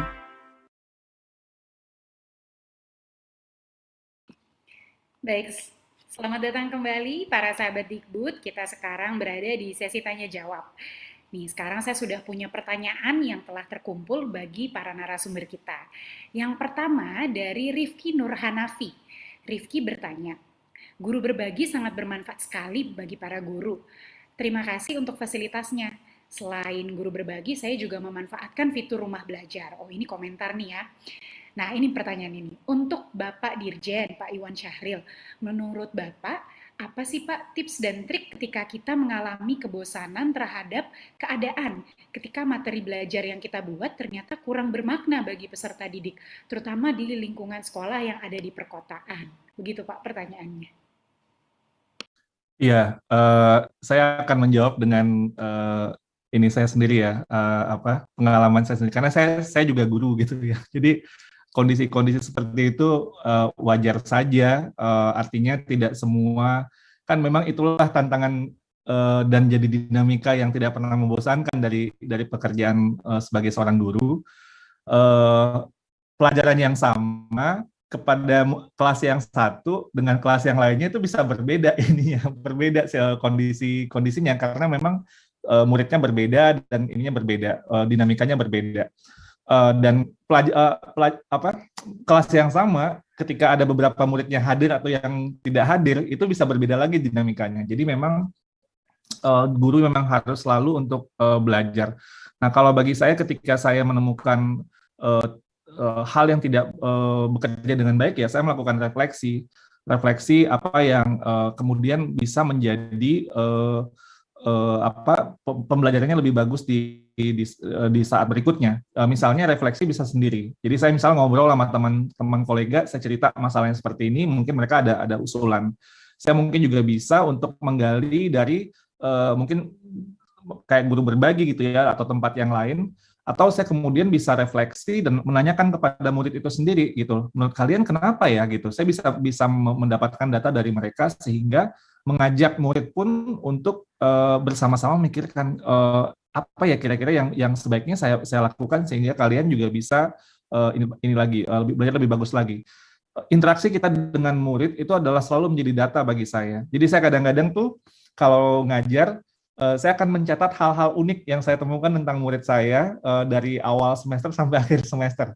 Karena hal-hal yang unik itu akan membawa kita lebih mengenali mereka sebagai seorang manusia gitu ya, dengan segala keunikannya, sehingga nanti ketika kita desain pembelajaran, kita bisa lebih mengena gitu loh dengan kondisi mereka yang sangat beragam itu. Jadi baik mungkin dalam segi pengaturan kelompok, pembagian kelompok nggak bisa di-random gitu aja kan. Kadang-kadang kita punya intensi dinamika kelompok itu seperti apa dan lain sebagainya, dan itu hanya bisa kita lakukan jika kita mengenal murid-murid kita gitu. Jadi semakin kita mengenal murid kita, menurut saya akan semakin besar kemungkinan kita sukses dalam pembelajarannya gitu. Mungkin itu saya nggak tahu ini saya random sebagai seorang guru juga ya. Siapa tadi yang nanya Pak Rifki. Siapa Mbak Lydia? Dengan Pak Rifki ya. Iya. Baik, tapi ngobrol sama guru yang lain itu penting. Betul. Jadi harus sering berbagi dengan guru-guru yang lain untuk menemukan trik-trik yang mungkin harus bisa dicoba di kelas satu sama lain. Baik, terima kasih Pak Iwan atas jawabannya. Wah, ternyata masih ada pertanyaan nih ke Pak Iwan. Sekarang dari Alifian Muhammad. Iya. Baik, bagaimana ya Pak Iwan strategi Kemendikbudristek dalam mengembangkan SDM pendidik yang inovatif dan kreatif yang diimplementasikan saat proses mengajar sehingga murid-murid bisa bahagia dan tidak jenuh saat belajar di sekolah, terutama di masa pandemi ini mungkin mirip-mirip ya Pak? Iya, ini kembali lagi, jangan sendirian, pasti perlu kita kolaborasi, kita perlu komunitas, aktif di komunitas. Menurut saya kalau kita sudah ada platform guru belajar dan berbagi, tapi menurut saya juga di berbagai simpul-simpul, mungkin di sekolah tempat Bapak berada, atau mungkin di sekitar komunitas tempat Bapak Ibu berada, atau mungkin organisasi yang juga bisa memfasilitasi untuk mewadahi bagaimana belajar bisa lebih baik itu dan sebagainya. Tapi bagaimana itu bisa, sekali lagi kan ada dua dimensi, bagaimana guru belajar dan bagaimana bisa mengaplikasikannya. Nah, mengaplikasikannya menurut saya tidak ada cara lain selain kita memahami murid-murid kita. Karena murid-murid itu kan makhluk hidup ya, dengan semua dimensi-dimensinya. Mereka keunikan-keunikannya. Anak yang sama, tapi nanti bulan yang berbeda, 4 tahun yang berbeda, itu perangainya udah berbeda lagi gitu. Kita harus putar otak lagi gimana bisa menyesuaikan dengan mereka kan juga terus tumbuh gitu ya. Jadi ini ibarat, saya kasih contoh ini mungkin Pak Made udah hafal sekali ya, atau Bu Anis ini. Itu kayak yang digambarkan oleh Ki Hajar. Kalau kita tuh pendidik tuh ibarat petani. Kalau ini bibitnya bibit padi, maka tumbuhkanlah dia sebagai padi, jadikan dia padi yang terbaik. Kalau bibitnya itu bibit jagung, tumbuhkan dia sebagai jagung, jadikanlah dia jagung yang terbaik. Jangan kita ini bibitnya padi, kita paksa-paksa tumbuh menjadi jagung, nggak akan mungkin, karena bibitnya itu padi. Sebaliknya juga memelihara padi, jangan pakai ilmu memelihara jagung, maka padinya tidak akan tumbuh dengan baik. Jadi memang keragaman murid inilah sebenarnya yang menjadi teks yang terutama bagi kita untuk bagaimana pembelajaran itu bisa aplikatif dan relevan kepada murid-murid kita. Saya ingat guru saya dulu pernah bilang seperti ini, you don't teach the curriculum, you don't teach the books, you teach the students, katanya. Saya bingung, kan kita ngajarin kurikulum dan maksudnya dengan menggunakan buku. Dia bilang, no, you teach the students, start from the students. Nanti kemudian desain itu mengikuti studentnya. Jadi bukan kemudian kurikulum dan bukunya itu yang dipaksa studennya untuk mencocokkan dengan muridnya, tapi murid kita yang mencocokkan kebutuhan muridnya seperti apa, karakter seperti apa, dan kita memulai dari situ. So start from the students, we teach the students, bukan teach the book-nya gitu. Buku bisa menyesuaikan, kurikulum bisa menyesuaikan, tapi the most important part, yang paling penting adalah murid-muridnya. Baik, luar biasa sekali ya Pak. Jadi desainnya yang mengikuti kebutuhan murid-muridnya. Baik, terima kasih Pak Iwan atas jawabannya yang luar biasa. Sekarang kita akan berlanjut ke pertanyaan selanjutnya. Masih dari Alifian Muhammad, tapi pertanyaan ke Pak Made nih Pak. Pak Made, bagaimana seharusnya kami sebagai tenaga pendidik membangun kompetensi untuk jangka panjang dalam mengembangkan kompetensi jangka panjang serta mengembangkan soft skill dan hard skill dalam metode pembelajaran era digital 4.0 saat ini serta di masa pandemi yang dimana semua muridnya belajar dengan cara virtual, Pak. Mungkin Bapak Made bisa berbagi praktik baiknya kepada Pak Alifian. Iya, baik. Terima kasih Mbak Lydia, izin Mas Dirjen. Ya, terkait dengan bagaimana kiat kita gitu ya, bagaimana kiat kita agar kita menjadi pendidik yang memang betul-betul inovatif, kemudian mengembangkan soft skill kita dan seterusnya gitu ya. Nah, di program di program Kemendikbudristek itu diantaranya kita bisa kalau secara individual gitu ya Mbak Lydia ya, itu ada program bahkan di dalam 9 bulan kita ditempa di program pendidikan guru penggerak dan juga di program guru belajar dan juga guru berbagi, terutama di guru belajar yang saya tekankan dulu itu mulai dari bagaimana seri belajar di BIMTEK masa COVID dan juga di KLAT sampai dengan edisi yang sekarang ini yaitu edisi literasi dan numerasi ya, Litnum, itu betul-betul kita dibawa, diajarkan gitu ya, betul sekali apa yang disampaikan oleh Mas Dirjen tadi, tergantung bagaimana kemauan kita sekarang gitu ya, bagaimana kemauan kita yang terus belajar dari Kemendikbudristek itu memang sudah luar biasa dengan segala macam programnya ya. Di pendidikan guru penggerak bagaimana dengan 3 modul dan juga 10 submodul kami betul-betul ditempa mulai dengan refleksi alur merdeka, mulai dari diri kemudian sampai dengan melakukan sebuah aksi nyata di satuan pendidikan kami, dan itu ada ruang kolaborasinya, ada demonstrasi kontekstualnya, ada melakukan koneksi antar materinya, ada eksplorasi konsepnya, kemudian ada refleksi terbimbingnya. Itu betul-betul membawa kita sebagai seorang guru ya tergerak, bergerak dan menggerakkan gitu ya. Kemudian terinspirasi pula dengan kegiatan-kegiatan pengembangan diri yang lain kita ya. Seperti misalnya tadi di guru belajar, kemudian BIMTEK webinar yang terkait dengan dunia-dunia pendidikan. Ini luar biasa sekali bagi saya gitu ya. Saya pribadi seperti itu. Kemudian andai pun di di pendidikan guru penggerak itu merasa kurang, itu bisa ke di program-program yang lainnya. Saya terus terang menyatakan bahwa indahnya belajar dan berbagi, kemudian bagaimana menggali potensi diri kita, itu menjadi sesuatu yang luar biasa sekali di masa depan gitu ya. Dan sekarang saat ini saya masih berlanjut, mohon izin Mas Dirjen, saya mengikuti diklat calon asesor PSP di angkatan 5, dan itu tujuannya bukan untuk membuktikan sesuatu yang hebat ya Bapak Ibu ya, hanya ingin terus belajar, terus menggali gitu ya, terus ingin mendasari bagaimana filosofi Ki Hajar Dewantara ya, menuntun kodrat alam dan kodrat zaman, memberikan kebebasan berpikir. Gurunya dulu yang memang bebas berpikir, ingin membentuk profil pelajar Pancasila, maka profil pendidiknya dulu yang Pancasila. Mungkin demikian, terima kasih. Luar biasa, terima kasih banyak Pak Made, 2 jempol buat Pak Made. Oke, baik, sekarang pertanyaan untuk Ibu Sumarni dari Pak David Banten Tandi Palobo dari Makassar. Wah, Pak David bertanya, Bu Sumarni, apakah ada tantangan dan hambatan yang dihadapi selama masa pandemi ini saat melakukan proses belajar mengajar di sekolah luar biasa, dan bagaimana strategi Ibu dalam mengatasinya supaya kedepannya dapat memotivasi dan menginspirasi pendidik di sekolah berkebutuhan khusus lainnya nih Bu untuk selalu bersemangat. Silakan Bu Marni. Masih di mute Ibu, boleh dinyalakan mic-nya. Baik, silakan Bu. Ya, terima kasih Mbak Lydia, bahwa mengajar di SLB itu khususnya anak berkebutuhan khusus tentunya banyak rintangan dan hambatan yang kita hadapi. Dalam masa pandemi itu banyak sekali hambatan atau rintangan yang dihadapi.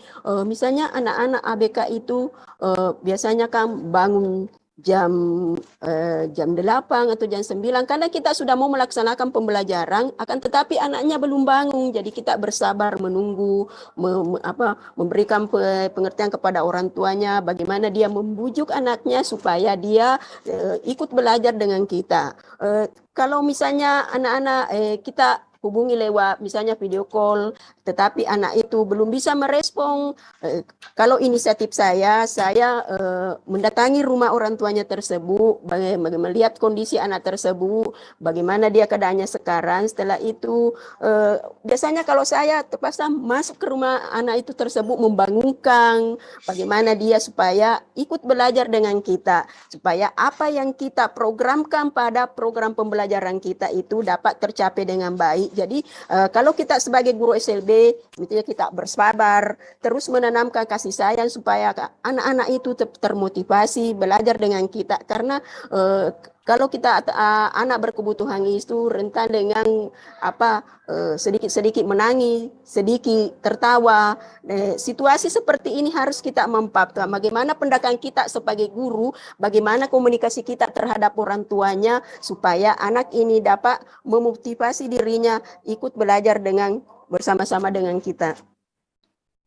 Seperti itu Mbak Lydia. Baik, terima kasih Bu Marni. Kuncinya tuh sabar ya, dan dekati anak muridnya dengan cara apapun yang dapat membuat anak murid kita bersemangat. Seperti itu ya Bu.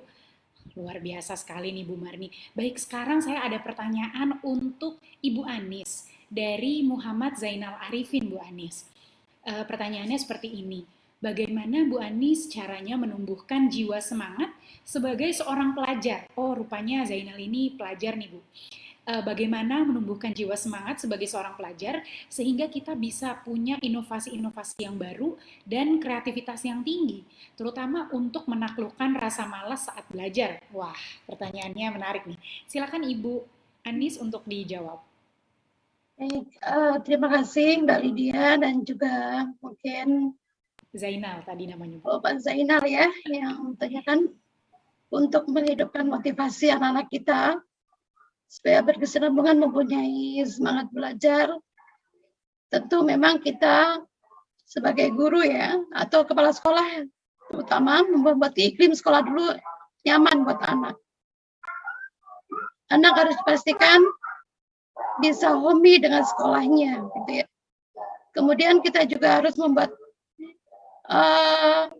lingkungan belajar mereka juga aman, teman-temannya juga harus bisa punya jiwa sosial yang bagus di antara mereka untuk saling memelihara semangat satu sama lain, sehingga anak-anak kita saat datang ke sekolah atau diri kita datang ke sekolah itu jadi bersemangat untuk mau bergabung, mau belajar, mau siap untuk menerima hal baru, gitu ya.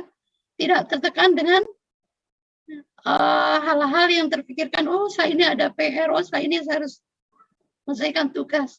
Kita ada kolaborasi, kita ada teman lingkungan yang juga mendukung kita gitu ya, teman-teman yang harus juga bisa diajak untuk kerjasama dalam motivasi ya anak-anak kita. Dan terpenting adalah kita bagaimana membuat budaya sekolah itu untuk bisa memfasilitasi mereka mengeksplor ya hal-hal baru yang mereka inginkan. Mungkin perpustakaannya harus kita fasilitasi, sebagai kepala sekolah perhatikan itu gitu ya. Adakah referensi-referensi yang menarik buat anak-anak yang dibutuhkan saat ini gitu. Kita harus pandai memilih referensi anak-anak yang memang dibutuhkan pada saat ini gitu ya. Terus kemudian kita motivasi guru-gurunya juga supaya mempunyai pendekatan belajar yang menarik. Tidak hanya satu model pembelajaran. Sebagai kepala sekolah kita harus menekankan bahwa anak ini harus kita anggap anak kita sendiri yang berada di sekolah. Kita harus tahu kebutuhan mereka. Kalau Pak Dirjen tadi bilang melihat sesuatu kebutuhan dari anak, bukan dari kita gitu ya. Nah, mungkin dari pelajar sendiri ya, tentunya kita harus banyak melihat bahwa banyak orang lain yang lebih susah dari kita, asal kita memang mau belajar. Jangan berkecil hati dengan kemampuan kita gitu ya. Kalau kita berusaha, insya Allah akan bisa mengiringi dengan proses yang baik dan akan mendapatkan hasil yang baik juga gitu. Mungkin itu ya Bu Lydia ya. Jadi sangat holistik ya, lingkungan sekolah mendukung, perasaan belajar juga mendukung, dan guru-gurunya juga enak untuk diajak belajar. Oke, baik. Bu Anis ini memang seorang kepala sekolah yang paradigmanya menyeluruh. Jadi Bu Anis bilang pendekatannya harus holistik, artinya harus terpadu tadi. Seperti nama sekolahnya Bu Anis, cocok sekali. Baik, terima kasih Bu Anis atas jawabannya yang mencerahkan kita semua. Apakah masih ada pertanyaan? Oke, masih ada pertanyaan ya dari Septrian Arnike Maharani Tarigan. Kepada Pak Dirjen, Pak Iwan Syahril, ada pertanyaan nih Pak Iwan. Apakah program-program ini akan berlanjut nantinya Pak? Program sekolah penggerak dan guru penggerak ya pastinya. Kira-kira targetnya pelaksanaan guru penggerak dan sekolah penggerak ini akan berlangsung berapa lama sih Pak? Sampai angkatan berapa seperti itu? Terima kasih. Mungkin Pak Dirjen bisa menjawab pertanyaan dari Septrian.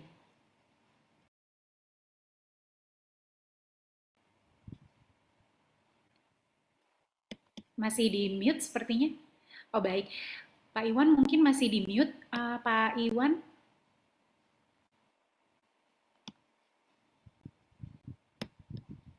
Baik, mungkin kita langsung ke ini dulu ya, teman-teman Dikbud yang baik. Kita akan mendengarkan nih beberapa pernyataan dari narasumber kita yang sudah hadir pada sore hari ini. Pertama nih, saya mau ke Ibu Sumarni. Bu Sumarni, boleh disampaikan Bu mungkin pesan penutup Ibu terhadap rangkaian acara kita pada sore hari ini, apa yang ingin Ibu sampaikan pada sahabat Dikbud, karena ada guru dan ada siswa juga loh Bu yang menonton acara ini. Silakan Bu, mungkin singkat saja. Terima kasih Mbak Lydia. Mungkin sebagai kesimpulan atau pesan dari saya, kita sebagai guru itu seharusnya tetap belajar, meningkatkan literasi, baik literasi membaca maupun literasi menulis, numerasi, karena kedua hal ini dapat membuat kita berpikir kritis, logis, sehingga dapat menciptakan ide-ide baru dalam memecahkan masalah dalam kehidupan sehari-hari. Tentu yang kedua, marilah kita sebagai guru mengajar dengan hati penuh inspirasi, menciptakan ide-ide baru terhadap pembelajaran kita agar siswa kita termotivasi untuk belajar. Yang ketiga, kita sebagai seorang guru terus melakukan pengembangan diri, baik itu melalui portal guru pembelajar ataupun media-media pembelajaran yang lain, supaya kita sebagai guru termotivasi untuk belajar. Dan tetap kita mengingat kanvas referensi guru merdeka belajar itu miskonsepsi belajar, miskonsepsi pembelajaran, miskonsepsi dengan pengembangan diri. Dalam hal ini kita harus merubah cara belajar kita yang dulunya kita malas belajar untuk menciptakan ide-ide baru. Sekarang harus kita merubah cara belajar kita, harus berinovasi yang tinggi supaya murid kita dapat meningkatkan wawasannya terhadap pembelajaran. Yang kedua, miskonsepsi pembelajaran. Yang tadinya pembelajaran kita hanya menggunakan metode ceramah, marilah kita tingkatkan dan meningkatkan berbagai metode pembelajaran yang lain. Terus miskonsepsi pengembangan diri. Dulu kita misalnya malas melakukan pengembangan diri, mengikuti pelatihan-pelatihan. Sekarang mari kita sebagai guru meningkatkan pengembangan diri kita supaya kita tidak ketinggalan terhadap ide-ide yang baru dalam menciptakan pembelajaran yang menyenangkan. Oke, seperti itu. Wah, terima kasih Ibu atas pesan penutupnya yang luar biasa, bersemangat sekali dan sangat berguna bagi kita semua ya. Sekarang saya mau mendengarkan kata penutup dari Pak Made. Pak Made, silakan Pak, ada yang ingin disampaikan kepada sahabat Dikbud? Ya, baik, terima kasih Mbak Lydia. Pertama untuk Bapak Ibu Guru Nusantara, sebagaimana yang disampaikan oleh Punding Padar kita, Bapak Ki Hajar Dewantara, bahwa profesi guru adalah profesi yang sangat tersulit ya, sangat sulit sekali tetapi sangat mulia. Yakinlah Bapak Ibu bahwa ladang berkah kita, ladang pahala kita akan sesuai pada akhirnya nanti. Maka terus nyalakan obor semangat, bahkan tidak berhenti sampai anak murid kita bawa di ujung terowongan sekalipun gitu ya. Izinkan saya mengutip pernyataan dari Mas Menteri ya, lakukan perubahan kecil di kelas ya. Jika kita bersama-sama bergerak ya, satu guru bergerak, dua guru bergerak, maka seluruh Indonesia bergerak, guru-guru Indonesia bergerak, yakinlah kapal besar yang bernama Indonesia akan bergerak dengan sangat indah. Pada akhirnya nanti generasi emas 2045 akan pasti Indonesia akan capai. Dengan atau tanpa kita ada, dan kita akan pasti bahagia menyaksikan itu semua. Ya, salam hormat untuk seluruh guru Nusantara.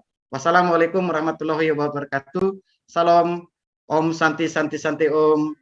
Namo Buddhaya, salam kebajikan rahayu. Terima kasih.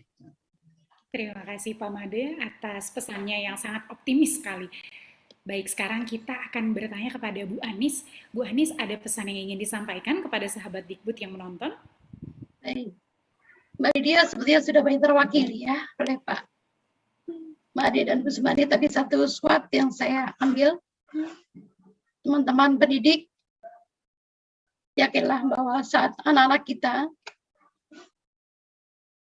menemukan sebuah kelemahan pada anak-anak kita, bukan mereka bodoh, tapi mereka belum mengerti apa yang mereka dapatkan. Jangan ada suatu membuat kita mematikan karakter mereka, tapi kita motivasi diri kita bahwa itu peluang kita untuk bisa bersamai kelemahan-kelemahan anak kita, dan tadi Pak Made katakan bisa jadi peluang ya, kebaikan yang akan kita bawa nanti yang berdampak kebaikan juga buat kita sendiri gitu ya. Dan satu lagi, akui bahwa setiap anak itu berbeda. Setiap anak didik kita punya kemampuan yang unik. Apresiasi seluruh kemampuan mereka. Berikan mereka sebuah kebanggaan atas potensi-potensi berbeda mereka, dan jangan sekali-kali membandingkan satu sama lain. Itu adalah sebuah filosofi diferensi pembelajaran yang juga diangkat oleh Ki Hajar Dewantara yang harus kita hidupkan kembali di pendidikan Indonesia ini. Terima kasih. Baik, terima kasih Bu Anis atas pesannya yang sangat inspiratif. Sekarang saya akan menuju Pak Direktur Jenderal Guru dan Tenaga Kependidikan, Pak Iwan. Ya, mohon maaf tadi internet saya bermasalah, jadi saya harus switch ke mobile phone. Mungkin bagi saya belajar banyak dari teman-teman guru pada hari ini. Menurut saya mereka sangat luar biasa sekali. Saya merasakan Bu Sumarni, Pak Made, Bu Anis, ini adalah teladan-teladan kita. Bagaimana mereka tadi menyampaikan gagasan atau pengalaman ataupun visi ke depan dan semangat buat kita semua. Mereka adalah inspirasi bagi kita semua. Dan saya menghimbau untuk guru-guru seluruh Indonesia untuk marilah kita berlomba-lomba untuk menjadi teladan, karena menjadi guru itu bukan saja masalah pekerjaan. Menjadi guru adalah adalah sebuah komitmen untuk menjadi teladan, dan komitmen untuk selalu untuk menguatkan semangat, menguatkan kemauan. Menjadi guru seperti kata Ki Hajar, ingat sosung tulodo ing madio mangun karso. Kita tuh selalu mangun karso. Apapun kondisinya, kita selalu membangkitkan semangat, menguatkan kemauan, bukan melemahkan semangat. Itu bukan values atau nilai seorang guru menurut filosofi Bapak Pendidikan kita. Dan Tuturi Handayani, bagaimana kita semua berlomba-lomba juga untuk memberdayakan peserta didik kita, untuk menumbuh kembangkan mereka sesuai dengan kodrat mereka, sesuai dengan kodrat alam mereka, dan sesuai dengan kodrat zaman mereka. Ujung-ujungnya, SDM unggul Indonesia maju itu dimulai dari pendidikan. Indonesia Emas 2045 itu akan dimulai dari apa yang kita lakukan pada saat ini. Saya yakin dan percaya apa yang saya lihat pada momentum pandemi ini terjadi sebuah disrupsi dan transformasi guru-guru Indonesia yang membawa harapan dan menguatkan kita untuk terus berkeyakinan bahwa kita akan mampu mengawal transformasi pendidikan ini. Syaratnya kita semua bergotong royong untuk tujuan yang sama, yaitu murid, murid, dan murid. Yuk kita bergerak bersama-sama. Serentak bergerak, wujudkan Merdeka Belajar. Baik, terima kasih Pak Iwan atas pesannya bagi sahabat Dikbud kepada kita semua. Ya, tadi ada sedikit kendala jaringan karena Pak Iwan sedang bertugas. Sekarang saya akan memetik beberapa poin yang dapat kita refleksikan nih, sahabat Dikbud. Izinkan saya untuk berbagi apa saja yang telah kita dapatkan dari narasumber kita sore hari ini. Tadi kita sudah belajar dari Bu Marni, Bu Anis, dan Pak Made. Mereka bertiga terpisah jarak zona dan waktu dengan kita. Tetapi ada kesamaan Bapak Ibu ini. Mereka punya semangat yang luar biasa, seperti tadi kata Pak Dirjen, dan antusiasmenya sangat terasa hingga di sini. Sahabat Dikbud, saya belajar dari Bapak Ibu bahwa inovasi tercapai seringkali karena kita berdiskusi dan berbagi dengan sesama guru. Jadi mari saling terbuka, gotong royong dan berbagi untuk menghasilkan pembelajaran yang bermakna. Nah, kemudian tadi Pak Iwan juga menyampaikan kepada kita ya, sahabat Dikbud, bahwa desain pembelajaranlah yang mengikuti murid. Ini persis seperti yang dilakukan Bu Marni tadi, dengan membuat RPP yang mudah dilaksanakan oleh anak-anak dan memang menarik minat anak-anak untuk belajar. Pak Made juga tadi inovatif sekali mengajak para siswa refleksi pembelajaran di tepi Sungai Kapuas. Jadi mengajak siswa belajar mata pelajaran biologi, tapi sekaligus langsung memedulikan alam. Pastinya lebih menarik karena langsung dialami para siswa. Bu Anis juga berupaya menjadi seorang pemimpin yang bergerak, menjadi masinis penggerak sekolahnya dengan bantuan sekolah penggerak. Jadi ada refleksi para murid terhadap pembelajaran dan seperti judul sekolahnya Bu Anis terpadu, guru-gurunya juga bergerak duluan seperti tadi kata Pak Made juga.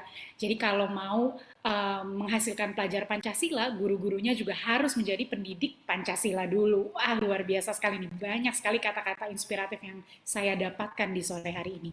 Terima kasih kepada Bapak Ibu yang telah hadir di sini. Sebelumnya saya mau mengumumkan dulu nih, ada 3 penanya terbaik yang akan mendapatkan pulsa masing-masing Rp100.000, yaitu David Banten Tandi Palobo yang pertama, kemudian Muhammad Zainal Arifin, dan Rifki Nur Hanafi. Kami ucapkan selamat kepada para pemenang, selanjutnya akan dihubungi oleh panitia. Kembali juga saya ingatkan kepada sahabat Dikbud, sertifikat akhirnya akan diberikan kepada peserta yang sudah mengisi tautan kehadiran dan mengikuti rangkaian acara webinar lewat Zoom Meeting. Nah, sertifikat elektroniknya nanti akan dikirimkan ke alamat email atau surat elektronik yang tercantum pada tautan kehadiran atau presensi yang tadi sudah diisi. Jadi pastikan diisi dengan benar ya, sahabat Dikbud. Baik, sebagai informasi, webinar Silaturahmi Merdeka Belajar ini diselenggarakan secara berkala setiap minggu. Maka nantikan webinar episode ke-17 pada minggu depan, tentunya dengan topik-topik lain yang menarik juga. Akhir kata, terima kasih atas perhatian sahabat Dikbud. Terima kasih kepada Bu Marni, Bu Anis, Pak Made, dan Pak Dirjen Iwan yang telah hadir pada Silaturahmi Merdeka Belajar ada semua gambarnya ini. Baik, terima kasih atas kehadiran Bapak-Bapak dan Ibu-Ibu yang telah berbagi dengan sahabat Dikbud pada sore hari ini, sangat mencerahkan dan inspiratif untuk menularkan semangat para pendidik untuk semakin inovatif. Akhir kata, terima kasih atas perhatian sahabat Dikbud, selamat sore dan salam Merdeka Belajar. Sudah lama kita belajar dari rumah, tidak bertemu teman-teman semua. Biasanya kita belajar bersama, penuh dengan suasana riang. Kangen teman-teman semua.